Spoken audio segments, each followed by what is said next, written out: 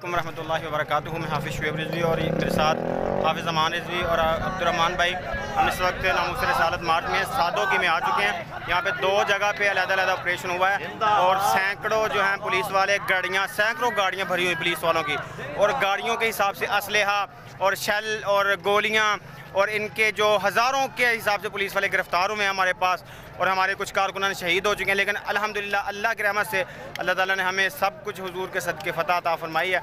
हम इस वक्त सादोकी में पहुँच चुके हैं और इंशाअल्लाह आने वाला वक्त भी हमारे कारकुनान भी शहीद हुए हैं। जी, हमारे कारकुनान काफ़ी ज़ख्मी भी हैं, कुछ तकरीबन शहीद भी हो चुके हैं। हमारे सामने जिनको गोलियां लगी हैं इन्होंने सीधी गोलियां चलाई हैं, और हमारे कायदीन जो है पीछे वो जी उन पर भी शैलिंग की गई है। एक दो कायदीन भी हमारे गिरफ्तार हुए थे, जिनमें अल्लामा आसिम इशफाक रिजवी साहब हैं। बताया जाता है फिलहाल उनका कन्फर्म नहीं है, अभी फ़िलहाल कन्फर्म नहीं है कि उनको बचा लिया गया या क्या बना है उनका।